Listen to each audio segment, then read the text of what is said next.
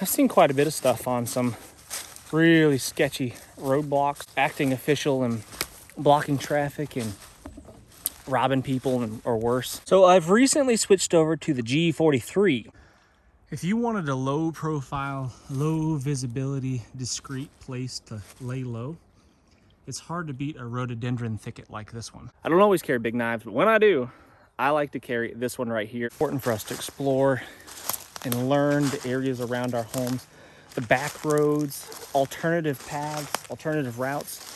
So, you know, potentially in the future, there could be some problems locally, and it might be really important for us to be able to find alternative routes to and from our home, to our friends' homes, to resources for whatever reason. And I just think that it's a really, really good idea to understand those back roads, the paths through the woods. Maybe if I'm on foot, the most direct way to my house from here is not on the road. It would definitely be cross country in that direction to get to my house. And I could find my way there pretty easily without getting on any roads, and that might become a useful skill, a useful piece of information in the future. Maggie, leave it alone. Come on, leave it. So how well do you know your immediate area? The stuff that's right around where you live. I'm just as guilty as anybody else, I guess. This is an area that I haven't really explored. It's only a couple miles from my house.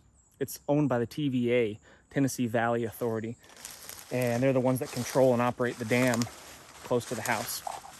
And I just have never explored this area for whatever reason. And who knows what could be over here. I mean, what I did before I came out here, and what I usually do before I explore new areas, is I will take a look at an aerial view on a map.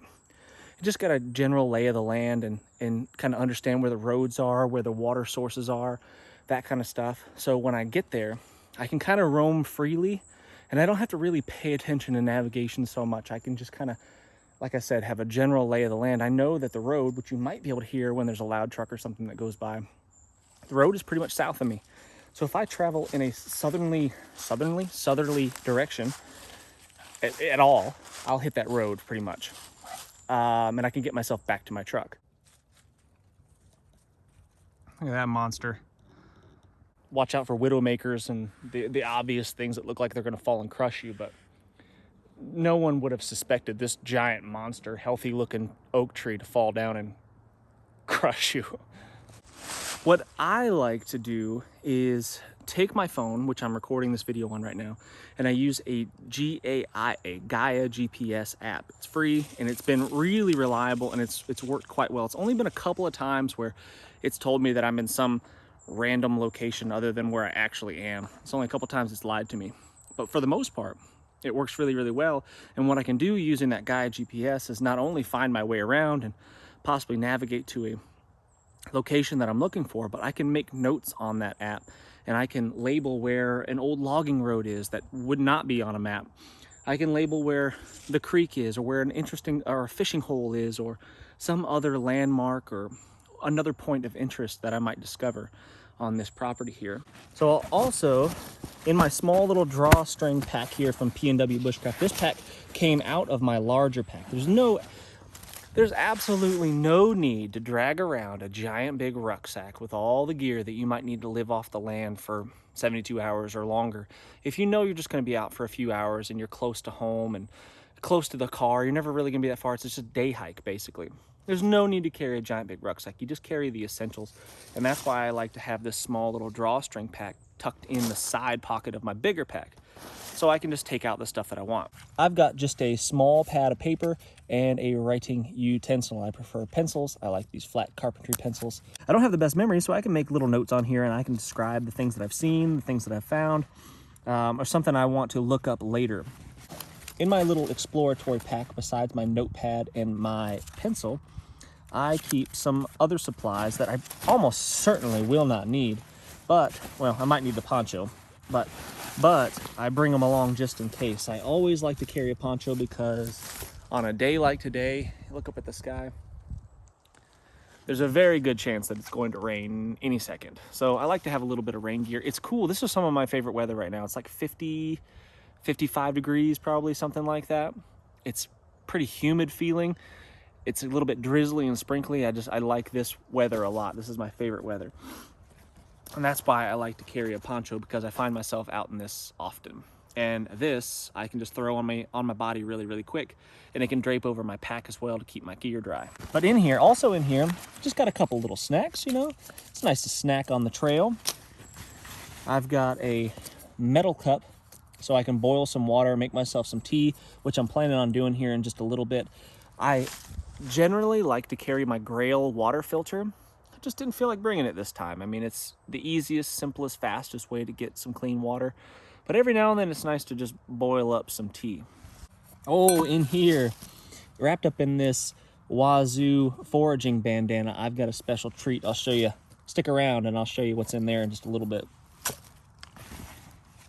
And then, last but not least, I've just got my OSH kit, a basic survival kit right here that's got pretty much everything that I should need if disaster should strike. Chances of me opening that thing up are almost zero because I'm just not going to need it. I've got everything that I need in my pockets. I've got a tourniquet in here that I do not always carry. I'm guilty of not always carrying it because it's kind of big and bulky.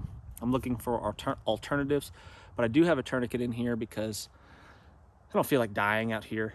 And if I was to slip, fall, cut myself, land on something sharp and pokey, who knows what could happen. In my pocket, I also have some thin Gorilla gloves. Don't always have those on me, but I do today. I've got a jerky wrapper, my wallet, my truck keys. I've got a flashlight and a Bic lighter that's got some fuel left in it. But even if this lighter was to fail and I needed a fire to get my brew going, I could crack into my survival kit and definitely get a fire going with that. In my back pocket, I've just got my neck gaiter from TRC Outdoors. I like a neck gaiter for all sorts of reasons. It's a multi-purpose piece of cloth that I could wear around my neck to keep me warm, cover up my face, keep dust out of my mouth and nose, all sorts of things. I use this almost daily for lots of different things. On my belt today, I am carrying a much larger knife than I usually carry. I don't always carry big knives, but when I do, I like to carry this one right here. It is now titled the Yukon. That's the name of this knife now. This was probably the first prototype. And I really, really like this knife. It's from Bear Forest Knives. So I've recently switched over to the G43. It is so much smaller, so much lighter, thinner, more compact, and way more comfortable to carry. This is a Tier 1 concealed Aegis holster, and it just rides really well in an appendix style. And I've really been happy with my decision to switch over. You lose round count, of course. I get that, that's a thing. But I guess that's where marksmanship comes into play. I found myself taking off my larger G19 because it was just bigger, bulkier. If I was bending over a lot, getting stuff off the ground, up and down, working and things, it was just cumbersome and kind of got in the way and became uncomfortable. So I found myself taking it off a lot. And regardless of how many rounds are in it, it doesn't matter if it's not on you. This, I can carry it on me all day long, and it's much, much more comfortable, much more tolerable. So for that reason, I'm happy I switched over. So that's pretty much all the kit that I feel like I should ever need in a place like this. I'm not in the remote wilderness anywhere. There's a good possibility that I don't have much cell phone service here actually, but there's a stronger possibility that I'll have some cell phone service. Every now and then I get a little blip when I go to the top of a hill or something. So I could potentially call 911 or something like that and hit the emergency SOS button on my phone, all those sorts of things. I also have a Garmin InReach Mini that I like to carry when I'm in actually remote places that I don't get to go to very often because I'm a family guy. But when I do go to those remote places and do some a little bit more adventurous type activities, I like to carry that Garmin InReach Mini for lots of reasons, primarily for the SOS feature, but I can also send text messages via satellite, which is pretty handy, and I have used that.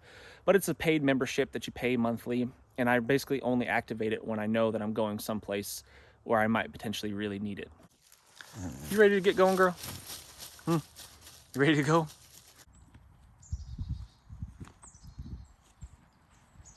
Maggie's good about staying with me and paying attention as long as I'm paying attention to her. If I get distracted by talking to you guys, she just takes that as an opportunity to go explore the space. My guess is if I follow this little wash right here, which I'm surprised there's no water in it. It's been raining quite a bit and pretty wet. But if I follow this little wash right here, I'm going to run into some water here real soon. And then that little bit of water is going to run downhill and probably, most likely, run into the river. Small little pool right there.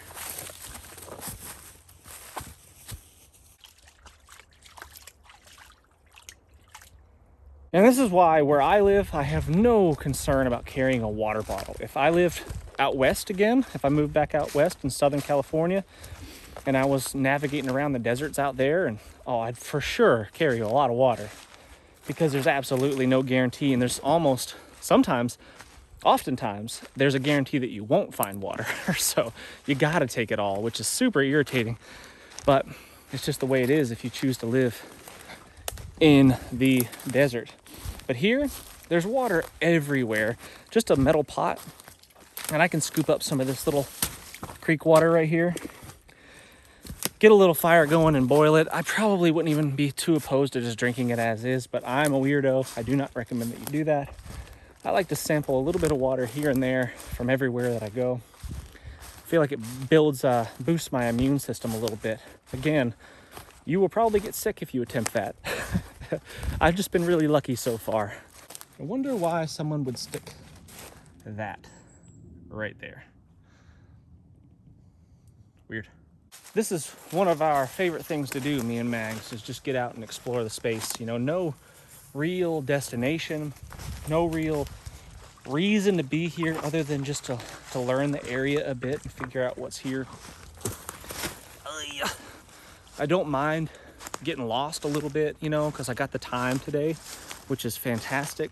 If I get lost a little bit, I'm not gonna get lost, but if I don't know where I am, it doesn't matter. I'm just gonna head south and run into the road and hang a right and walk back to my truck. The winter time is by far the best time to do things like this. Not only is it cooler and a less buggy, less sweaty mess to do so, but you can just see so much better. Where I live, this area in the summertime, this right here, you wouldn't be able to see further than right here, where as far as I can reach, basically. That would be the max distance you could see. But now, since all the leaves are gone, I can see up there, just in the distance, I can see that there's some sort of what looks like an old logging road. And I could go explore that and discover if that's actually what it is. But in the summertime, you'd have no idea. You'd be claustrophobic, trapped in here, and have no idea what's going on around you.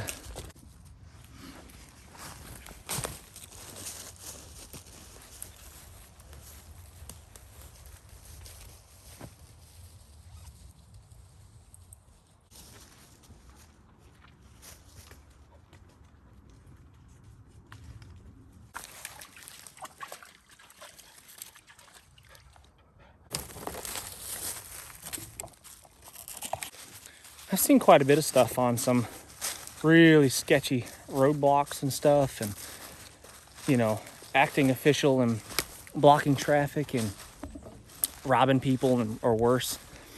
I think knowing your local area, knowing the back roads, knowing alternative routes, knowing where this deer trail goes, knowing where that one goes, knowing where the hiking trails are, I think knowing this stuff ahead of time is going to give you a very distinct advantage over a potential foe if we should ever need it. Let's hope we don't.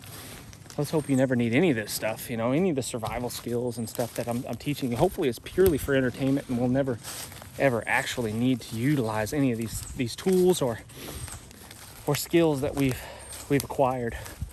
But in reality, chances are you will. I had to use my first aid knowledge, my first aid skills that I've learned just the other day, because a man got ran over by a truck, and it was pretty spooky, you know. But luckily I had a little bit of training to fall back on, so it wasn't as terrible as it would have been if I had just no idea what to do, standing there being part of the problem as opposed to part of the solution. So here's an interesting landmark. This tree right here. This is a clump of great big jumbo poplar trees. 1, 2, 3, 4 4 big poplar trunks all clumped together right here. And then just downstream of us, we'll go take a look at it. Look at that white pine right there. That thing is a monster. And this, not only is it a pretty solid camp spot, got a water source right here, a fairly clear area around me. So not only is it good for that, but it's an easily identifiable feature that I could easily recognize and spot and know that I'm on familiar ground. So I can make a note of this on my phone. I can make a note of this on my notepad and know that I've been in this location. So when I'm backtracking, it's pretty easy right now because I'm following the stream. But if I wasn't, and I was backtracking through going just cross country here, I could easily spot these big giant tree trunks and know that I'm on the right track to head home. If you wanted a low profile, low visibility, discreet place to lay low, it's hard to beat a rhododendron thicket like this one. It's really tough to walk through them. It's like a jungle maze. It's hard to hack your way through it. Most people just go around it. If you're smart, you just go around them. But if you wanted to have a low profile, easily hidden place to camp out, a rhododendron thicket like this one, man, it's definitely the way to go.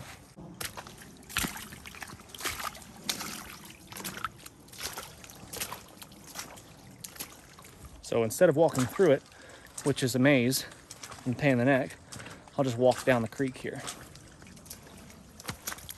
And that is why I like rubber boots, because it just doesn't matter. Not the most comfortable, lightest hiking footwear. In the summertime, I don't really care if my feet get wet. So just some lightweight, fast drying shoes would be fine. But in the winter, I don't want my feet to get wet if I can help it. And plus, if you wear these in the summertime, your feet will just get wet from the inside out. You'll soak through them. I still wear them in the summer sometimes because it just doesn't matter as much, but it just isn't as comfortable. Gore-Tex shoes, I'm kind of over it. I'm just, I've tried multiple different kinds of Gore-Tex type shoes, and they're just a pain in the neck. I mean, the only thing they're really good for that I found is like wet grass. Keeps your feet dry in wet grass. Other than that, once they get wet, it is next to impossible to dry them out, unless you're at home, obviously. Before I forget, I get asked about my hat all the time with the spider on it, the redback spider. And this is called a Timmy hat. And it is made by TRC Outdoors. TRC Outdoors. They were kind enough to send me several hats, and I'm very, very grateful. It fits my head the best, and I just like it the most. It's good camouflage. The pattern works good in my neck of the woods, especially in the greener months, but even now. And if you want a hat with a big redback spider on it, check out TRC Outdoors.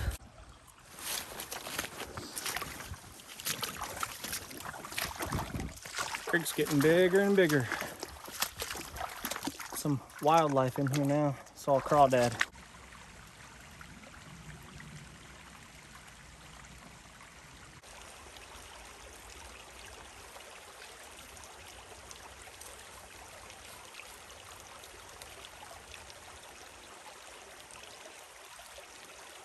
I can see off in the distance a clearing. Most certainly looks like private property. And that might be an area that I would want to potentially avoid in troubled times. If we were in troubled times and I was needing to utilize this piece of land to get from point A to point B and stay off the beaten path, I'd be doing kind of what I'm doing right now. I'm hand railing the road. I could still hear the road to my right just a little bit. I mean, if cars and stuff weren't running, I guess that wouldn't be a thing, but I can still hear the road off to my right, so I know where it is. The creek that I was walking in is down here, but that's running straight towards that private property, so I wouldn't want to go that direction, so I've taken a slightly different route. And now I'm using a game trail. You won't be able to see this, but maybe you will. There's a little game trail right here, most likely used by deer. And these are excellent to use because deer are very good at staying off the radar. They pick the sneakiest routes for the most part, unless they're being fed somewhere and then they just go for it. But they pick the sneakiest routes, and you can walk on them quieter. Usually they're a little bit more beaten down, and you're not having to walk on this stuff, you know, and make all that racket. You can generally sneak about just a little bit easier. So that's what I'm doing. And this is just good practice, you know. Gosh, I hope we never encounter anything like this. There's been a lot of talk, you know. A lot of talk about civil wars, a lot of talk about terrorist attacks, a lot of talk about World War III. Just a whole lot of talk. I have no idea what's in our future, but I want to be prepared for as much as I possibly can, regardless of what the situation is. I just want to be ready. Just be ready. Like it says on the OSH kit, never be not ready, which is a little confusing by design. Nice little rub right there. Deer did that this season. Hiked up on top of this ridge to get further away from that private property over there and just get a little bit better lay of the land, and I can see all the ridges around me. I can hear the road much better now, and I'm pretty positive the river is down at the bottom right there. That's east.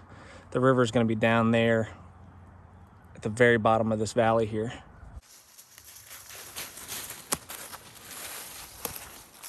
Not sure what's going on here. There's no trail here at all. Not even a little. Why would there be bikes just laying on the hillside and in the creek? That's really weird. I mean, as a kid, I used to ride my bike somewhere. Mikey, come on. My mom and dad always joke about it still. When I was a kid, I used to take off on my bike. I'd be fully clothed, shoes, shirt, everything, you know. Head off into the wilds with my bike. I'd come home with no bike, no shoes, no shirt, just wearing a pair of shorts usually. And they still give me a hard time about that. But eventually I'd remember where my bike was and I'd go get it. And sometimes not my shoes or shirt, but I'd always go get my bike. Tell me why this bike is laying here in the creek. Has been for some time.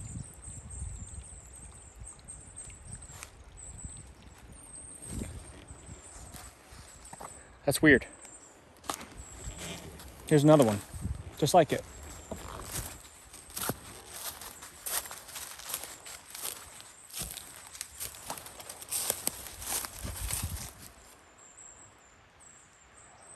There's no trail here. There's no road. We're not near a road of any kind. Even this field right here, there's no road next to it. That's weird.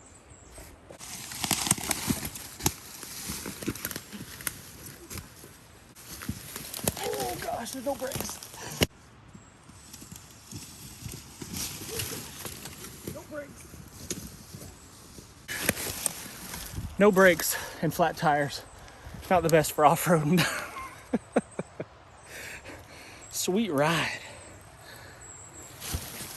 Getting into some river cane here, and you could probably hear the river. There it is.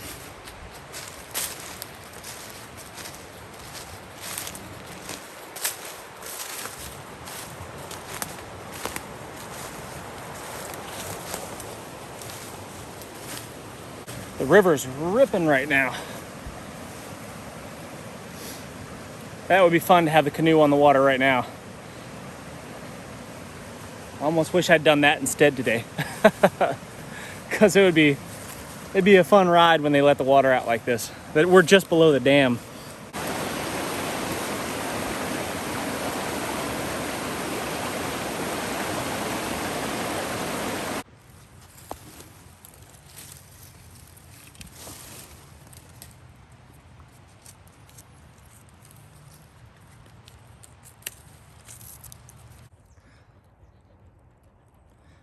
Tell it's white pine because it's got 5 needles in a little cluster. 1, 2, 3, 4, 5. Look what I found. A literal bird's nest, which will be excellent for starting my fire. These beech leaves make really good tinder as well if you needed help getting your fire going. If you were trying to start your fire with just a ferro rod, just a spark, these leaves work really well, and you can usually just pick them up off the top on the ground, the dry ones that are just sitting right on the very surface, if it hasn't just rained, obviously.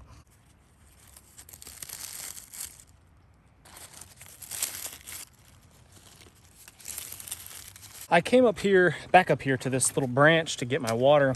While boiling is an excellent way to rid your water of waterborne pathogens that'll make you sick, it does not do very much for getting rid of any chemicals and stuff that might be in the water from runoff, from whatever, fertilizers and pesticides and insecticides and herbicides and all that stuff that's run off into the water. Like, for example, the river, that water comes out of the bottom of the lake. And everything around that lake, every time it rains, stuff gets washed into that lake. And there's a good chance that there's a lot of chemicals and stuff in there that you probably don't want to drink. Not that I haven't drank it before, but on a regular basis, probably not that good of an idea. So come up here to the smaller branch that's spring fed. The source of this little branch is probably not even a quarter mile that way, probably way less. A couple hundred yards that way is the very, very source where it comes out of the ground. I'd feel pretty confident drinking this just as is, like my dog Maggie does.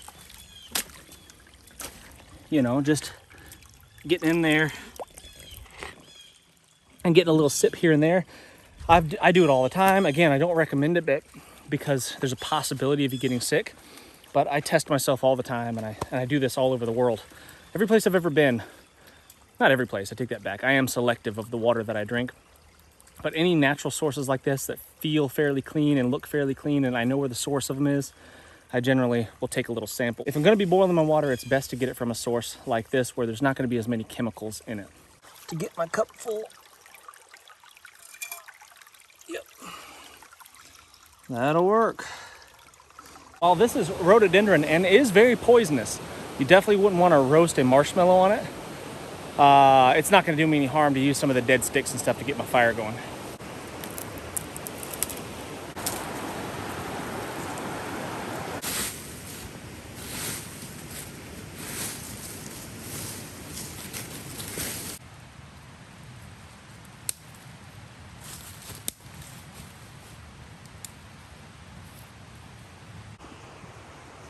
Nice big river birch right here. And this bark, while it's not the same, it's not as awesome as what you guys might have up north, the great big white birch and the huge big piece of paper that you can pull off there. It's definitely not as good as that, but it's what we've got, and it serves the same purpose. You just got to get it in smaller doses. Here's a big white pine. And it's bleeding. It's got sap running all down its trunk. Usually at the bottom, you can find a helpful hunk of sap that will definitely get your fire going. Not always necessary, but nice to have when it's wet. So I'll just take that chunk that I've got there that will burn for a long time and stick that in there with my river birch.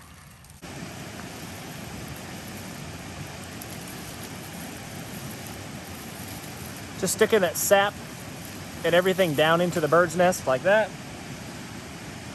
Little waxed canvas pack is really nice for a lot of reasons. It's just really, really easy to tote around, and you don't even notice there. You stick it in your pocket, you put it in the back pocket and carry it around and only use it when you need it. But it's waxed canvas, so it's pretty waterproof. It's pretty watertight. I've used it to hold water in a small depression that I dug in the ground for well over 8 hours without any sign of it leaking. So that's pretty nice. So if I wanted to, I could empty out some of the bigger components inside my pack. Like I could take out my survival kit and just leave the poncho in there. And then I can plop my butt on the wet ground and not worry about my butt getting wet, which is irritating to say the least. Right, girl? Maggie doesn't care if her butt gets wet. Actually, she does. She usually climbs on top of me when she's cold. Not today, but when it's cold outside, she usually tries to sit on top of me. I also keep a little ranger band, a little rubber band right there around my lighter, so I could use that if I needed to have if I couldn't find any of that pine sap and I was really struggling to get a fire going, I could light that on there and it would burn for a couple minutes.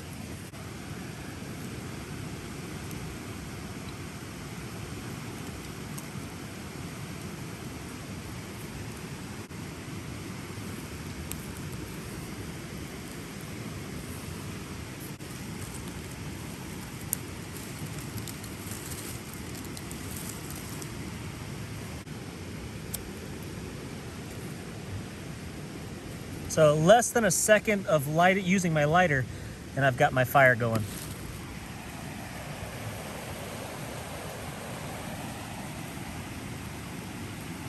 And once that tinder all burns up, if my kindling hasn't caught on fire yet, that pine resin in there, that pine sap, will continue to burn for a long time, even if everything's wet like it is kind of right now.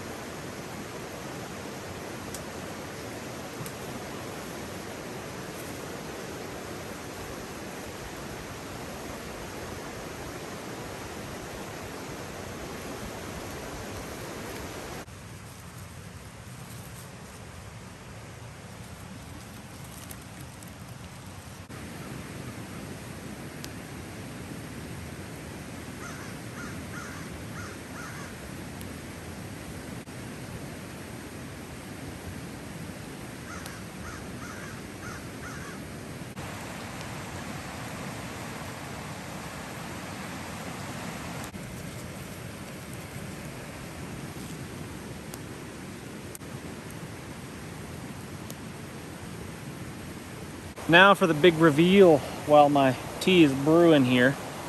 What's in the bandana?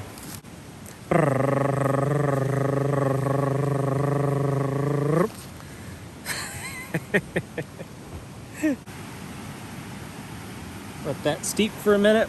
This is freeze-dried pumpkin pie, and it is awesome. It weighs nothing, great to carry on the trail, a real morale boost. Been hiking all day, a little bit of pumpkin pie.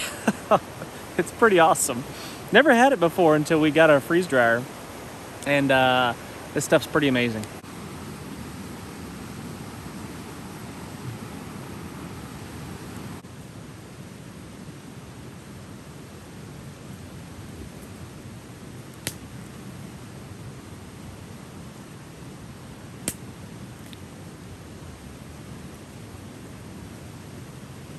Oh yeah.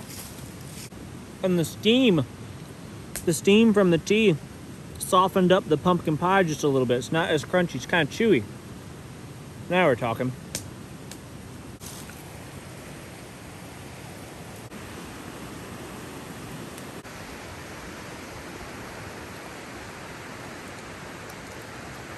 Do you like that?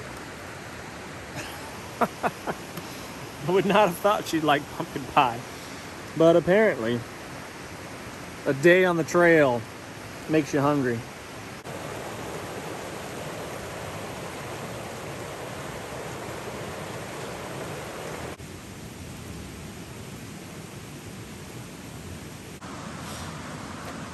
So let's say my phone died, which is my primary means of navigation and communication.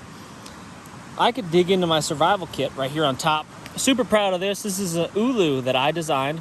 This is my own work here, a custom sheath. 22 casings. I like to use those for my rivets. Pretty slick little backup blade if something should happen to my primary blade and I should need some way to cut something. There's that. We've got emergency shelter in the form of a Mylar blanket, but like I was saying, if something should happen to my primary means of navigation, I could crack into my kit here, pop out a button compass, and then navigate my way back home. Now, I was traveling basically east the entire time to get here. Originally, when I got out of my truck, I traveled north, and then I traveled east pretty much the entire time to get here. So I know in order to get home, I've got to head back west. I got to go west, and according to my button compass, it's that way. And then I'm going to hang a left. After about an hour or so hiking, I can hang left and I'll find my way back to the road where my truck is. And if I should get stuck out here for some reason, get hurt, break my leg on a log or something, stuff happens. You know, who knows? And I get stuck out here at night, I got my flashlight out, I need it to help do something in the darkness, and the battery dies because I haven't replaced it in a long time, like I do from time to time. I've got a backup small little flashlight in here. So like I was saying before, it's great to have something like this survival kit with you. These small, compact items, you don't really notice they're in your pack, but if you need them, man, you sure are happy that they are there. And I wouldn't use any of this stuff really for my primary tools. I mean, none of this stuff. I would save it just in case kind of items. That way it's there when I need it.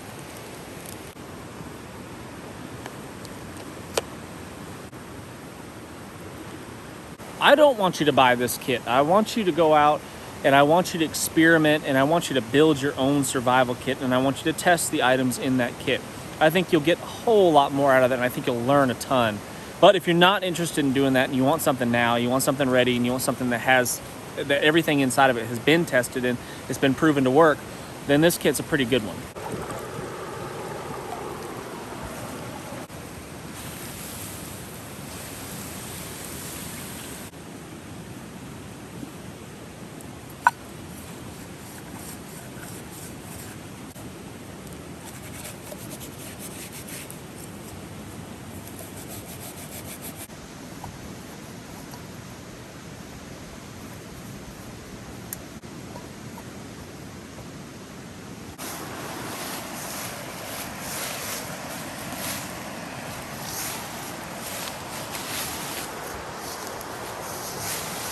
You will receive specific, actionable plans that can deliver proven techniques to help you get home, shelter in place, or bug out safely.